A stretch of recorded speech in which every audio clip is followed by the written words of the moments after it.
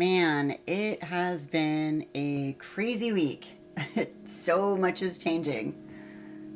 So I kind of wanted to share a little story with you guys about where I'm at right now.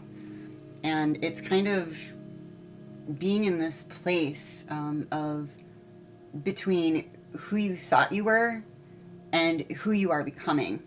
Or rather, more like who you truly, becoming more of who you truly are. Yeah, and when the old version, well, this is kind of what I'm learning, anyways, because I've been in this now for quite a while. This is just like a new layer of it. But when the old version falls away, the old way of thinking and everything that was associated with it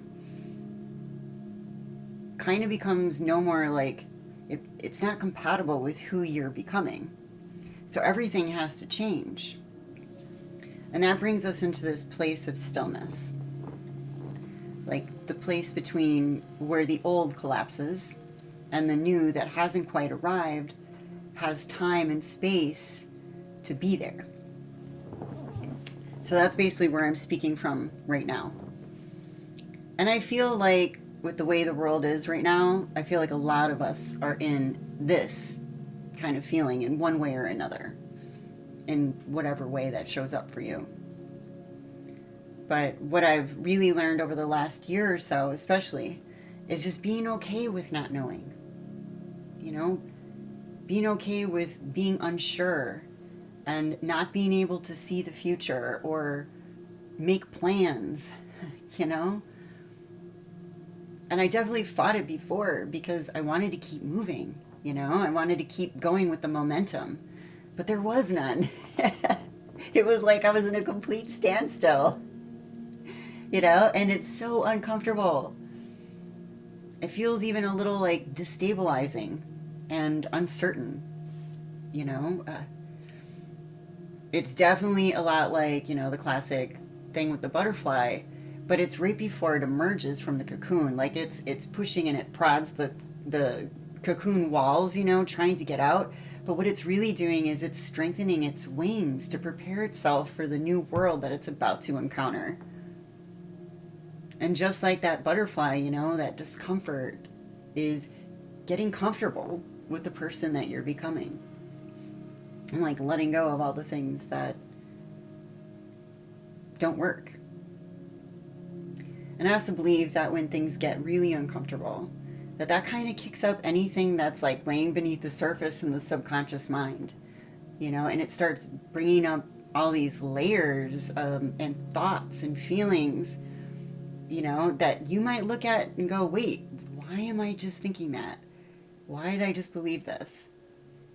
So then you can actually decide what is really true for you and what's got to go, you know?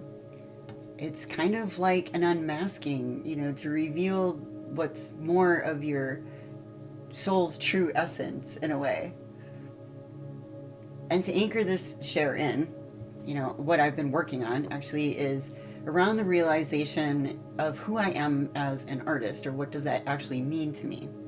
Because that was the focus before, is just being an artist, you know? And even though I know there's more there, I went by default into I have to, you know, sell art. So, I mean, I just started questioning it, you know?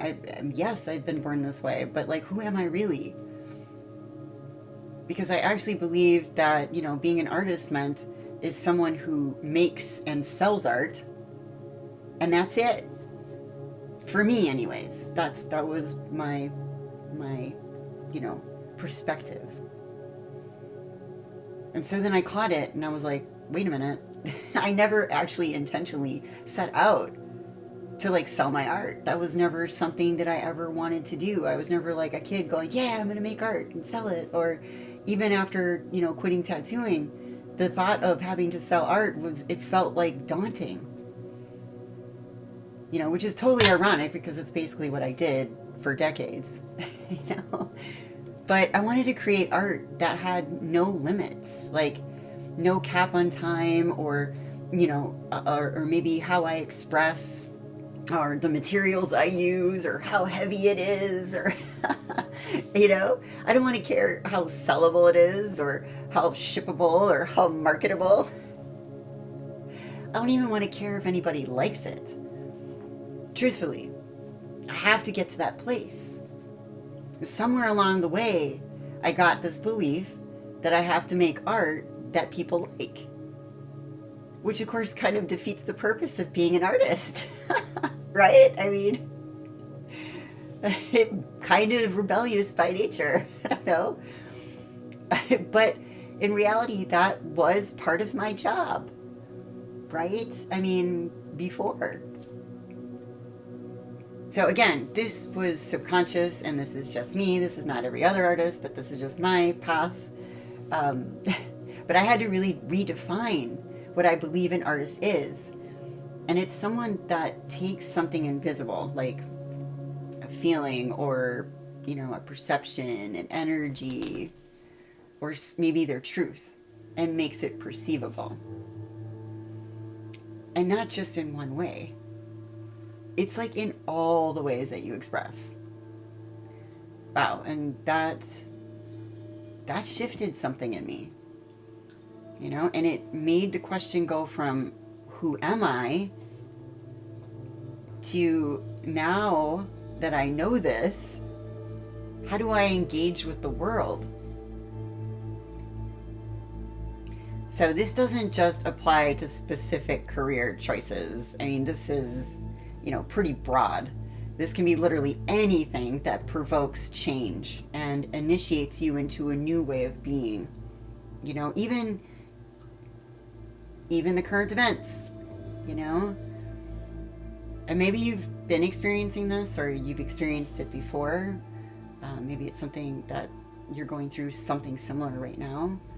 So then you'll know just how uncomfortable and maybe even chaotic being inside that space of not knowing and that change can actually be.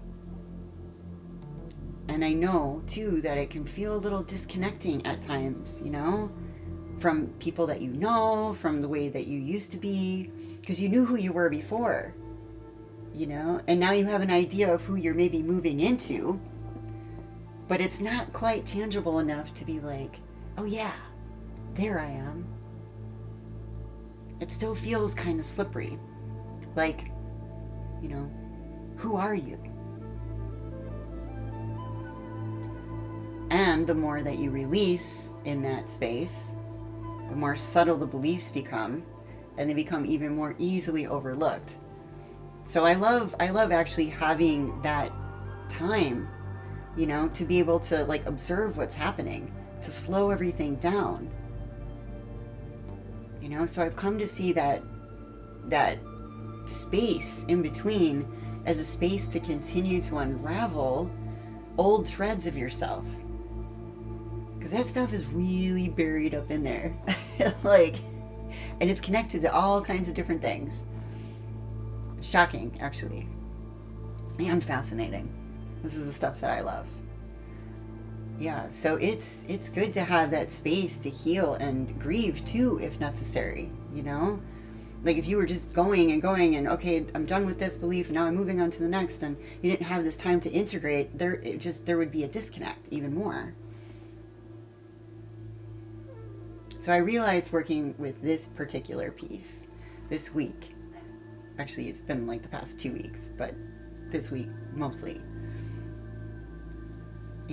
that the more subtle the shifts are, they can actually have some profound changes I would have never thought. I didn't expect that it would have this kind of impact. I can actually see the shoreline now, whereas before I was sinking in the ocean. And all just with a simple shift in perception.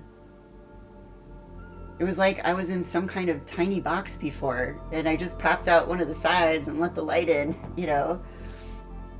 And the world just opened up to many more possibilities and choices. I saw myself I'm seeing myself in a different way, and I'm like, oh my God, I've been doing this and that and this and a different, understanding how it all weaves together. And I'm getting really, really excited now, but it's still not like completely tangible. So I'm still in that lurky space. And I wanted to, you know, come on and talk about this stuff in real time in it, because it's not always about like knowing, you know, it's about kind of discovering. Anyways, thank you so much for being here and listening to this, and I hope that it supports you on your journey. And let me know in the comments too, if you're going through this right now, or you're experiencing or you've experienced something like this before, let me know. And it lets others know too. And it's always nice to know that we're not alone. Until next time.